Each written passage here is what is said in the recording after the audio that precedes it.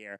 I am with three actors. Sabrina's Juilliard trained, don't you know? Damn, and so Dropouts. this is a lot of Jeremy Strawn and his Strawn method acting and all of that. Jeremy Strong is set to return to Broadway this winter in a new translation of Henrik Ibsen's An Enemy of the People, in which he takes on the lead role of Dr. Thomas Stockman, a man who tries to warn the townspeople about contaminated spa waters, but faces pushback from those who say the truth will ruin the town's economy. Sounds terrible. Strong, known for his award-winning turn as Kendall Roy on Succession, said he was naturally drawn to the role.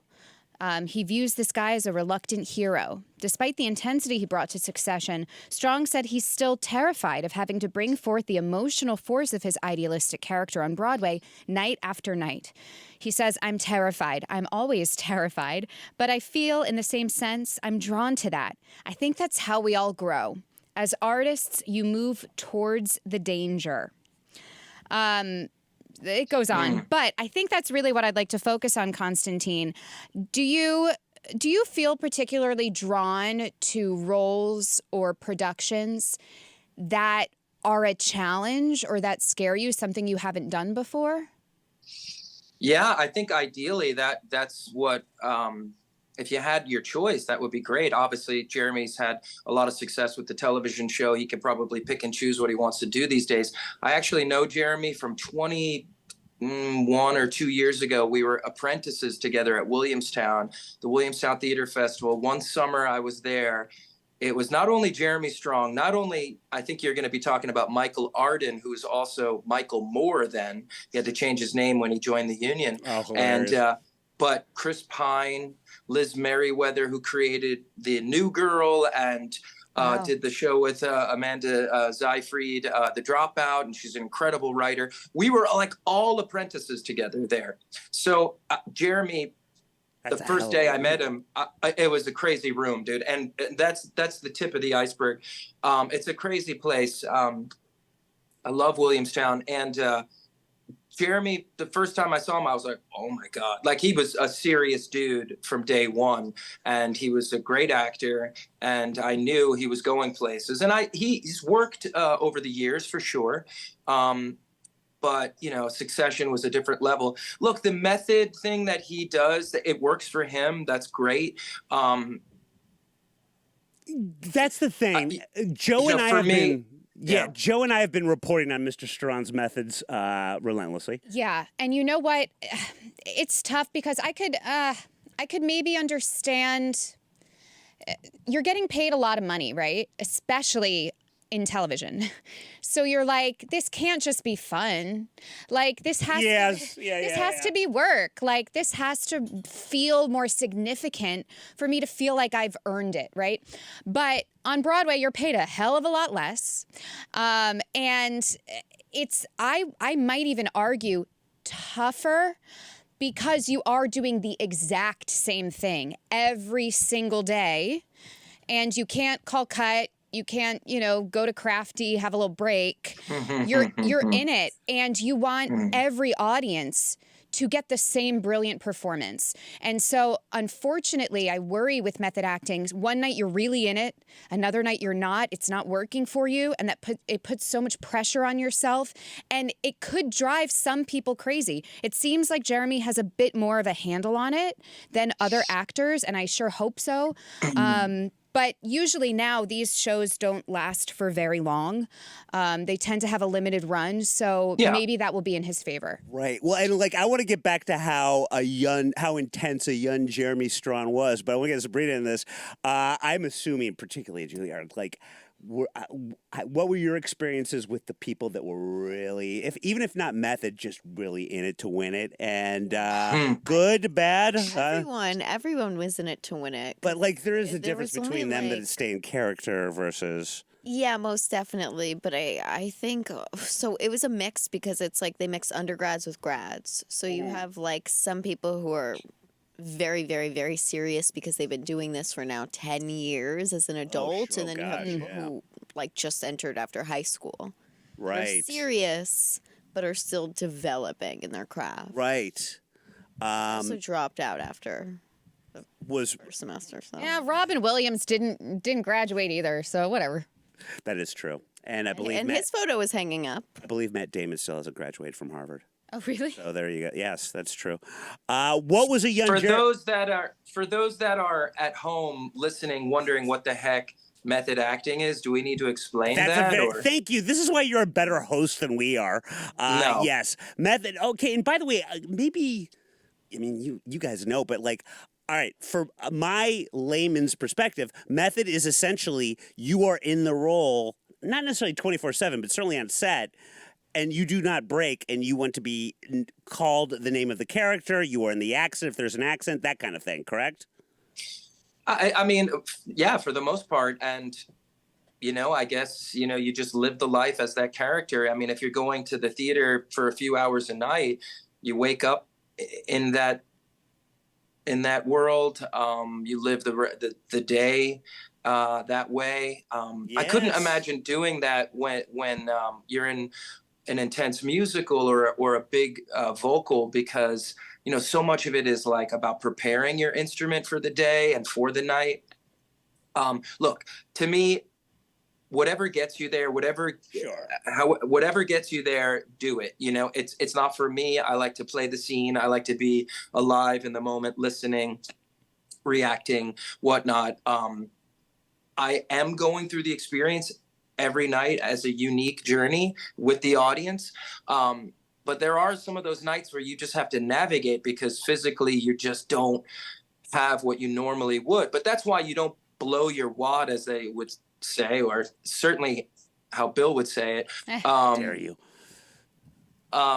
Like in one night, you have to sort of think about the long schedule, so yeah, man. I mean, Jeremy, yeah, for sure. He was a very serious dude. Like I said, there were so many incredible people there that summer.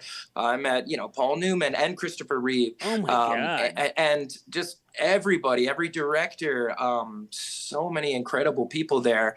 And it's weird. They haven't had me back since. But no, Chris Pine, I was like, this guy's gonna be a movie star, and sure enough, he was. Just as gorgeous back then, I assume. He was, just like the lips. He was kind of figuring out if his name should be Chris Pine or I guess his mother's maiden name was also in the mix for, it was like Wolf something, like Christopher Wolf Pine. Yeah. Ooh. Oh, look at him. Yeah. See, and then this is the before and then the after when famous, and yet still not that different. Yeah. Like, he just looks like a preppier version of what he ends up being. Just tanner and, just better dressed. But he also, day one, I was like, oh my God. There's just a difference between people that are just like movie stars and people that are fucking incredible actors, no matter what they're doing. And both of them, they're legit. They're the real deal. They're incredible. They can do any style, any text. And I'm not surprised that they've had a lot of success. Another sort of connection to you just did your last show with Joey Pants. Oh, sure. Yeah, he was great. Sopranos, and Michael Imperioli, also from The Sopranos, will be in this play as well. Yeah, he's really having his like a great resurgence. Not that he never ever needed to, but when you think of like his career, I mean, he's been around since, before Goodfellas and everything, and obviously The Sopranos, but with White Lotus, I mean, he's really having his moment. And it'll be interesting. I remember reading that play in drama school, and I love Ibsen. And the same director did the play with Jessica Chastain last year. That didn't really work. Didn't run very long. Oh, I know what you're talking. Yes. Over Doll's House, which has been done before, but this sort of style, like the minimalist stage, like with basically nothing, and which is cool. So it'll be interesting to see how this takes off. But they're both big names. I think it should sell. And I think people it's about the text really in this show, so in this play. So I'm excited to see what they do, for sure. I would definitely go see that. And I feel like we're leaving our girl out here, but she any aspirations to do any Ibsen plays, Miss Piper? No, here's how Sabrina's brain works. She's just like, I should go to a spa. Now that Yeah, we yeah. put that into her head. No, Like, I haven't been to a actually- spa in a while. Actually, my brain is working like this. Waiting for the moment where I can cut in and say, so, you know Jeremy Strong. That's crazy. What's his number? Hang That's out. more on brand. How are we all He's getting been- together? Do you find him attractive? Yeah, I mean, I'd fuck his brains out. Yeah, I'm not. that's a yes. I'm not asking for. Well, because people. I'm the last American that's not seen. I don't know why I always say secession. That's Confederacy. Succession. But my dad was watching it this weekend, so I get why people like it. It's very compelling. But I was watching him doing his Jeremy Strong thing, and I do always think this because women have weird type. I'm like, do people find this guy attractive? Because I didn't get it. Like, I'll look at someone say like Ted Danson when he was Sam Malone. I'm like, that's a good looking motherfucker. Oh, but yeah. I don't see it with I'll look at a Constantine and I'm like, that's a good looking motherfucker. Jeremy Strong, I'm like, I don't understand why girls like that. I mean, also Kendall Well- Roy. Kendall Roy was like a mess of a character, and people just associate the same thing. And like, who doesn't like cleaning? Yeah. Yeah, little cleanup on aisle 4. He's also like petite, like Sabrina, so they might match well. But he's been Yes. partnered up. He's been partnered up a long time. Yeah, he's not Well, you know, not a large man. Not a large man. I think. And See, and like he's a very talented dude. His character is very interesting. A lot of layers. Joe and I did a thing where, oh God, it's something like GQ does, right? Where they get the video on him, and then the actor takes out all of these things he's gotten from sets, and things that have helped them along the way. Basically, mementos, right? Talks about him. No, that was actually not the point of the interview with him. Yeah, but that's what he did. Yes, It exactly. was Yeah. supposed to be your 10 didn't favorite get it. things. So like cologne you like, or what's your favorite skincare? Yes, that was it. Yeah. He pulled out mementos that he took from set and things that are important to his career, like a leather briefcase that holds his scripts, which honestly I kind of like love better that. I love because that. at least I then was- it's personal, like more significant. Yeah. I really love But that. it was so. Do you remember just the look in his eyes? He was so because he was so intense just talking about this shit, and so just present to a point where I wonder really if you would like that. It was. He seems. I don't know. Let's find out. He seems like he's a lot.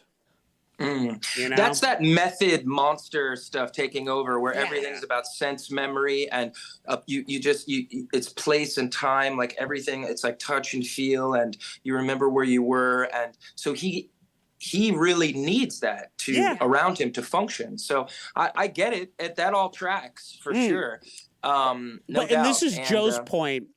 You would always make this point when we would Tell talk. me what my point is. I'm gonna woman-splain Joe's point from years ago. Don't remember. Well, because I haven't said it yet. Okay. With the Jim Carrey movie, Man on the Moon. Oh, yeah. And it's not just, and like, I certainly understand the whole, whatever it takes to get you there, but what is at the expense of your cast? And more importantly, the crew. Yes. And when the crew is having to suffer all of Jim Carrey's insufferable behavior. I remember listening to an interview with Brian Cox, the head of the show, and you could certainly tell that he's over it. Yeah. Like He was. he's done with the method acting from Jeremy Oh, man. Strong's thing. And so I do feel like that has to be taken into an account when you're approaching it that way. But that's part of it. That disruption of Yeah. is part of it, so no, you're right. I I can't fault the artists for needing what they need. I too pleasure delayed Succession for many years, and I was like, I remember watching the pilot and not really loving it or getting it for so much, and then maybe just a few months ago, I crammed the whole thing. I binged 4 seasons. Yeah. And I really, really liked it. I really liked the cousin character. Cousin Greg. Cousin Greg and why am I spacing the names now? But then, and of course her husband. Tom. Tom. Tom. I don't know Disgusting why I'm forgetting that. Brothers. The two of them, the Disgusting Brothers, they were us. incredible. Yeah. They were incredible. And that dynamic of just being able to go to like painfully honest moments, but also just absolutely absurd in this like mockumentary thing that they had going on. It was wonderful. Yeah. I hope they make something similar to that, like maybe a spin-off or sub in some different guys. Now, the tall guy, was he from Office Space? Was he in the beginning where, remember, he's doing the rap in the beginning and the gangster rap, and then he like locks the door because like the black cop was like walking by and he was nervous. He might be too young. I was gonna say the I same thought thing. so. My Okay. age. Or Yeah, that was just like about. 20 years ago, wasn't it? Shit. You know what?